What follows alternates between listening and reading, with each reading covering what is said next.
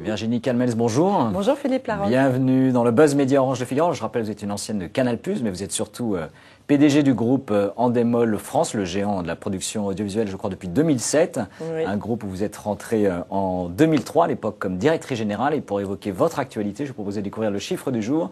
L'actualité plutôt des chaînes thématiques, 23,9%. C'est la part d'audience nationale des chaînes de la TNT gratuite en juin, selon Médiamétrie, l'Institut de mesure. C'est un gain de 4,1 points sur un an et 0,4 points par rapport au mois de mai. Comment vous analysez, en tant que productrice, ce succès aujourd'hui de la TNT gratuite en France? Je pense qu'on a en fait assisté à un double temps. Premier temps, l'installation des décodeurs et l'habitude, et le fait que les foyers français s'équipent.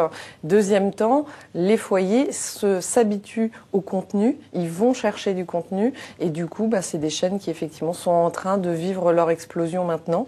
C'est une magnifique réussite et c'est une capacité pour les téléspectateurs de trouver une multitude de nouveaux programmes. Alors c'est une multitude de nouveaux programmes et également une réussite, mais qui se fait un peu au détriment des chaînes, comme on dit, historiques.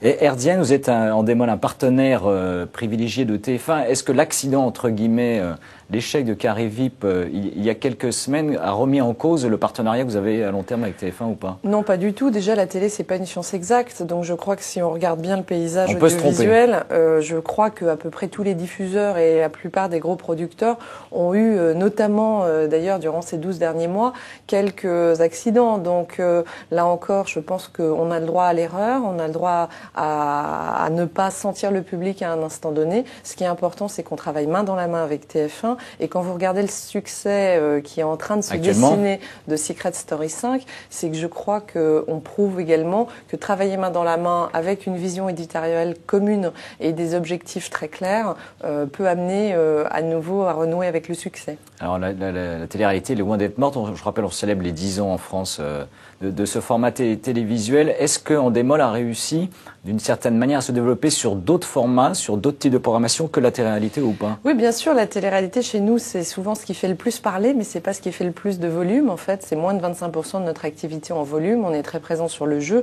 sur le divertissement. Et puis, depuis 4 ans, j'ai développé une politique de diversification qui fait qu'on développe la fiction et tout ce qui est nouveaux médias. Donc, la fiction nous a permis également d'ouvrir les portes du service public et également avec un nouveau jeu qui arrive sur l'antenne de France 3. Qui s'appelle Il fallait y penser. Donc, qui est l'adaptation du format Pointless, qui est sur la BBC en Angleterre et qui marche très très bien. Et la fiction qui nous permet en fait de travailler avec quasiment la totalité des diffuseurs avec lesquels on ne travaillait pas ou très peu en flux. Alors, outre Secret Story dont vous venez de parler du succès d'audience, quels sont les autres programmes sur lesquels vous êtes engagés aujourd'hui avec TF1 et qu'on découvrira dans les semaines, voire les mois qui viennent? Écoutez, très prochainement un nouveau jeu en Access Prime Time présenté par Laurence Boccolini. Donc ça, c'est en août? C'est absolument, qui s'appelle Money Drop, qui est un jeu palpitant qui mêle à la fois, on va dire, les questions de culture générale, l'émotion et l'attention, le suspense de perdre ou pas ces 250 000 euros. Donc c'est un nouveau jeu qui j'espère sera un succès, en tout cas qui a déjà c'est une façon de tester justement ce jeu? Oui, tester, c'est aussi qu'à un moment donné, vous savez, les grilles ont des ruptures à certains moments et l'été, c'est un moment intéressant pour lancer effectivement des nouveautés. On l'avait fait il y a des années avec La Roue de la Fortune qui avait commencé début août et qui avait après s'était prolongé le reste de la saison. Donc Money Drop a connu déjà un succès dans 20 pays. Donc il n'y a pas de raison qu'en France on n'en connaisse pas. Les autres projets avec TF1, plus gérés à plus long terme? Alors à plus long terme, je pense qu'avec TF1, on est en train de réfléchir à d'autres écritures, puisque le principe c'est toujours d'avoir de l'avance et de pas rester campé sur nos positions ou sur nos lauriers. Donc après, fort du succès de Secret Story, il faut aussi qu'on invente, notamment dans le domaine de la télé-réalité, des nouvelles écritures, des choses différentes, et puis beaucoup de mix de genres. Pourquoi pas des choses qui mêlent plus, le documentaire et la télé-réalité. Ça, c'est le docu-réalité qu'on connaît déjà.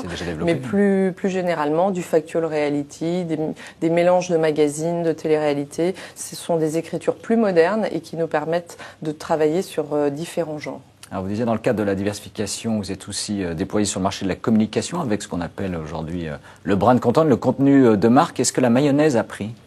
Globalement, on a eu des opérations qui sont effectivement plutôt à succès. On a même gagné le prix du brand content dans le domaine de l'habillement avec ce qu'on a fait pour Canal+ et Adidas avec une rétrospective des 40 ans des Bleus et de l'association et du partenariat avec Adidas.